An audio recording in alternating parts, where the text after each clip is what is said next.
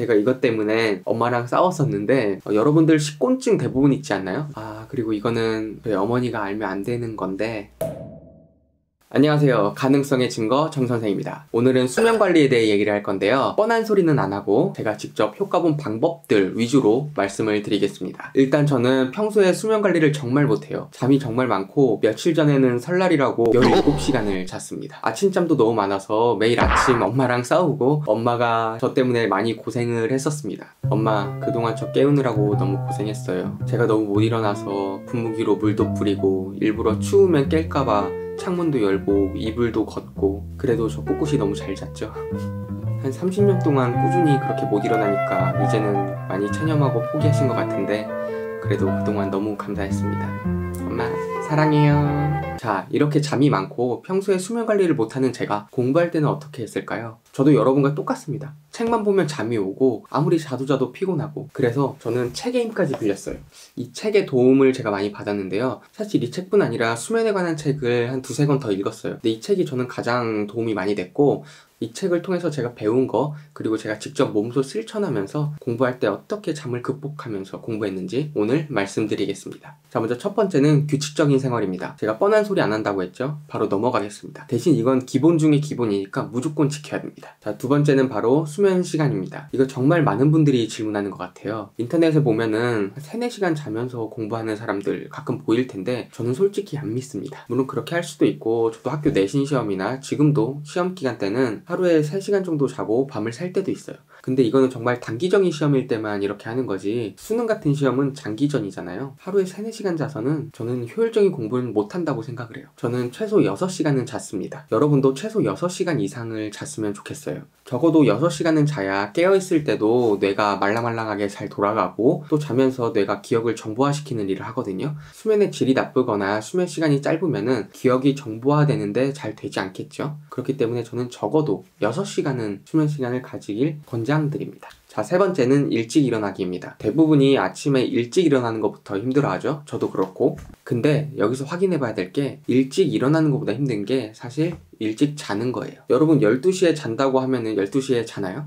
절대 그렇지 않죠. 누워서 핸드폰 하다가 자잖아요. 그게 기본 30분에서 1시간, 길면은 2~3시간 동안 그러고 있으니까 당연히 다음날 일어나는 게 힘들죠. 늦게 자도 의지로 일찍 일어날 수 있는데 그 의지도 하루 이틀이지 이게 계속 반복되면은 피로가 누적되고 결국에는 일찍 못 일어나게 되면서 하루 계획이 다 틀어지는 거예요. 그러니까 일찍 일어나려면 일찍 자는 게 중요해요. 자, 그럼 어떻게 일찍 자냐? 일단 핸드폰을 치워야 됩니다. 핸드폰을 아예 없애는 게 제일 좋고 정 안 되겠으면은 그 인강 어플에도 독한 모드 이런 거 있잖아요. 다른 어플 사용 못하게 하는 거. 그거를 설정하길 추천드리고 혼자 힘으로 못하겠다 그러면 부모님의 도움을 받아서라도 부모님이 설정하게 해보세요. 그리고 잠이 안 올 때는 누워서 공부를 해보세요. 저는 엎드려서 잘 안 풀리는 문제를 푼다거나 영어 단어를 외웠는데 진짜 효과 좋아요. 공부하는 효과도 있고 공부하다 잠이 오기도 하고 수학이 약하신 분들은 어려운 수학 문제 하나를 자기 전에 푸는 거를 추천드릴게요. 엎드려서 이렇게 수학 문제 보고 있으면은 생각도 하게 되면서 잠도 솔솔 올 거예요. 그리고 이 모습을 엄마가 보면 좋아합니다. 자, 그래서 일찍 일어나려면 일찍 자는 게 중요하다를 말씀드렸습니다. 자, 다음으로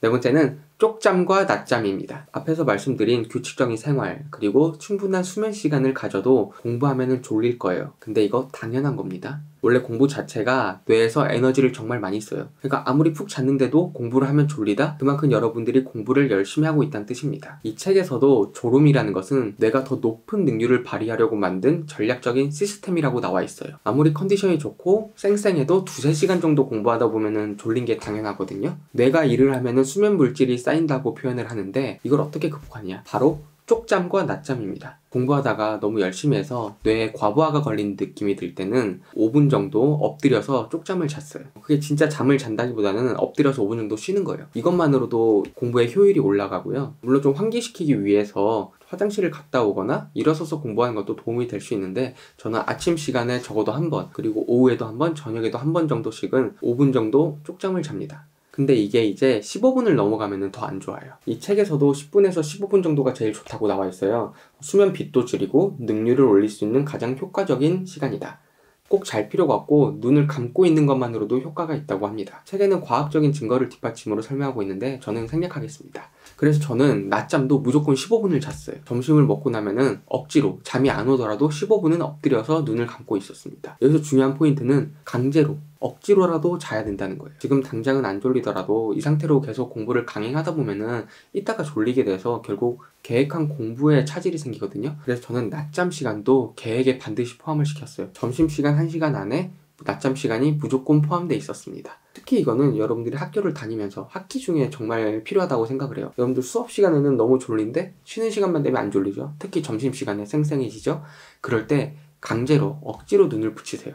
그러면은 수업 시간도 훨씬 집중이 잘 되고 학교가 끝난 이후에도 훨씬 더 개운하게 공부를 할 수 있습니다. 정리하자면은 공부하다 졸린 건 당연한 거니까 15분 이내로 쪽잠과 낮잠을 억지로 자는 것을 추천드립니다. 15분 이상은 오히려 안 좋다고 하니까 핸드폰 알람을 15분 이내로 진동으로 맞춰가지고 쪽잠과 낮잠을 자면은 훨씬 공부의 질이 올라갈 것입니다. 낮잠 잘 때 꿀팁 하나 알려드리면 휴지를 반드시 챙겨야 됩니다. 엎드려서 자다 보면은 책이 젖을 수 있어요. 자, 다음으로 5번째는 밥입니다. 여러분들 식곤증 대부분 있지 않나요? 저도 식곤증이 엄청난데 저는 이거를 밥의 양을 줄였어요. 점심과 저녁을 평소에 먹는 양의 3분의 2로 줄였어요. 근데 제가 이것 때문에 엄마랑 싸웠었는데 저는 이제 밥을 너무 많이 먹으면 졸리니까 밥의 양을 줄여달라고 계속해서 요구를 했어요. 근데 어머니 입장에서는 그래도 아들 공부하니까 많이 먹어야 되지 않냐, 공부도 에너지를 많이 쓰는데 많이 먹어야지 않냐면서 계속 양을 완전 도시락을 꽉꽉 눌러주는 거예요.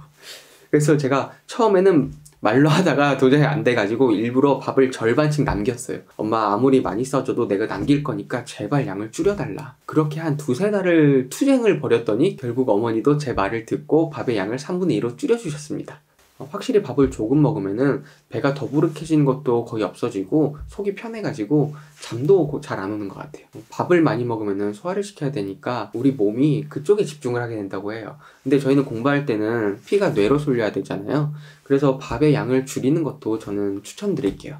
그리고 이거는 저희 어머니가 알면 안 되는 건데 저는 저녁을 아예 안 먹었습니다. 저녁을 먹으면 너무 졸리기도 하고 저녁 시간대가 저는 공부가 제일 잘 되더라고요. 그 시간이 좀 아까워서 저는 그 시간에 공부를 엄청 많이 했어요. 저녁 대신 프로틴 보충제나 견과류, 카카오, 초콜릿 이런 걸 먹었고요. 근데 이거는 여러분들께 추천드리진 않을게요. 저녁을 먹는 걸 추천드리고 저는 또 퇴사하고 모은 돈이 그렇게 많지 않아서 금전적인 부분 때문에도 안 먹은 게 있기 때문에 여러분들은 먹되 양을 3분의 2 정도 줄여서 먹는 거를 제가 추천드리겠습니다. 자, 다음으로 6번째는 분석을 해야 합니다. 본인이 언제 졸린지, 분명히 졸린 특정 시간이 있을 거예요. 매일매일 졸린 시간, 언제 졸린지를 분석한 다음에 이거를 어떻게 해결할 것인지 대책을 세워야 돼요. 저 같은 경우에는 식곤증이 너무 심해서 낮잠을 무조건 잤고 그리고 밥의 양을 줄였고요. 그 외에도 졸린 시간이 있으면 쪽잠을 자기도 했지만 보통 저는 오전 시간이 제일 졸렸거든요. 그러면 오전에는 제가 혼자 공부하는 시간보다는 인강을 듣는다든가 아니면 제가 좋아하는 과목, 고등학교 때는 수학을 풀었고요. 본인이 좀 능동적으로 할 수 있는 과목을 그 졸린 시간에 배치하는 것도 하나의 방법입니다. 어쨌든 본인이 졸린 특정 시간대가 있을 텐데 그 시간대에 다른 과목을 공부하든가 아니면 문제풀이를 하든가 이런 식으로 그거에 맞춰 계획을 변경하는 것도 하나의 방법이 될 수 있습니다. 자, 다음은 7번째, 혼자 공부해라입니다. 제가 공부하면서 느낀 거는 내가 하루에 쓸 수 있는 에너지는 정해져 있다. 그러니까 에너지 총량의 법칙 이런 느낌이 들었어요. 졸린 이유가 뇌가 피곤해지는 건데 원래 공부라는 것 자체가 에너지를 엄청 많이 소모하는 일이라고 했잖아요. 그래서 저는 수면 외에 모든 에너지를 공부하는 데 써야 된다고 생각을 했거든요. 근데 공부할 때 친구랑 같이 하면은 잠깐 친구랑 쉬는 시간에 짧게는 얘기할 수 있지만 그 시간이 길어지잖아요. 잠깐 5분 얘기하는 게 아니고 그게 10분이 되기도 하고 30분이 되기도 하고 그리고 무엇보다 친구랑 얘기하면서 신경 쓰지 않아야 될 일까지 가끔 신경을 쓰게 될 때도 있고 그러다 보면은 제가 공부에 써야 될 에너지를 다른 곳에 쓰게 되는 것 같더라고요. 그래서 저는 공부할 때는 무조건 혼자 했어요. 그리고 또 혼자 해야 제가 세운 계획을 그대로 차질 없이 이행할 수 있기 때문에 저는 여러분께 가능하면은 혼자 공부하는 것을 추천드릴게요. 만약 친구들과 스터디를 한다고 하면은 그 스터디하는 시간도 딱 정해가지고 계획적으로 운용을 해야 된다고 생각을 합니다. 자, 다음은 운동입니다. 공부를 하려면 체력 관리가 필요하니까 운동을 해야 된다고 얘기하잖아요. 이것도 진짜 잘해야 되는 것 같아요. 저는 아침에 일찍 일어나고 규칙적으로 생활하고 체력을 기르려고 수영을 매일 새벽 6시에 했었거든요. 한 2달 정도 다녔는데 수영 자체가 너무 힘든 운동이다 보니까 아침에 1시간씩 자게 되더라고요. 그래서 결국에는 수영을 그만뒀습니다. 그리고 나서 공부가 더 잘 됐고 아침잠도 많이 없어졌어요. 체력 관리도 좋지만 너무 무리한 운동은 피하는 게 좋다고 말씀드리고 싶고요. 가벼운 달리기 정도 저녁에 가벼운 달리기 정도로 체력을 관리하면 좋다고 생각합니다. 저는 대신에 그냥 집에서 무산소 운동을 했는데, 물론 유산소 운동이 더 좋긴 하지만 간단하게 푸시업이나 스쿼트 한 2, 30개씩 했는데, 저는 공부할 때 자세도 좋은 편이 아니라서 그런 근력 운동만 한 것만으로도 저는 도움이 된 것 같습니다. 그리고 커피와 에너지 드링크에 대해서 질문 주시는 분들이 꽤 있더라고요. 저는 지금은 커피를 매일매일 먹고 시험 기간에는 에너지 드링크를 달고 살지만, 고등학교 때나 아니면 미트 공부할 때는 둘 다 안 먹었습니다.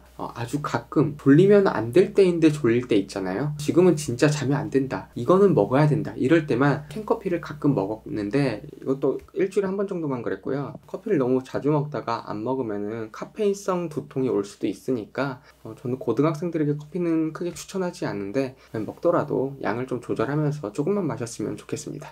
자, 마지막으로는 제가 이 책을 추천하겠습니다. 굿바이 나른함이란 책인데, 일본 아마존 장기 베스트셀러라고 나와 있고요. 이게 수면에 대해서 과학적으로 분석을 한 거예요. 뇌파에 대해서도 설명이 나오고 왜 졸린지 이런 것들이 자세하게 나와 있습니다.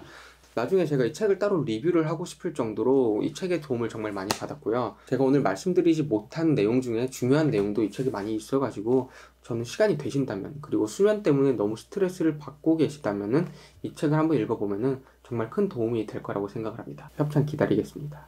오늘은 수면 관리에 대해 말씀을 드렸는데, 저도 이렇게 잠 때문에 스트레스를 받지 않고 공부를 하게 되기까지는 한 2달 정도가 걸렸어요. 처음에 한두 달은 진짜 너무 졸리고 공부 안 되고 책만 피면 잠이 오고 정말 힘들었습니다. 여러분도 한 일주일 해보고, 난 도저히 잠 때문에 안 되겠어, 이렇게 포기하지 마시고 적어도 한 달 정도는 규칙적인 생활을 하면서 수면 관리를 통해서 여러분들이 잠으로부터 구애받지 않고 공부를 할 수 있는 날이 오기를 바라겠습니다. 자기 전에 양치하는 게 제일 중요합니다.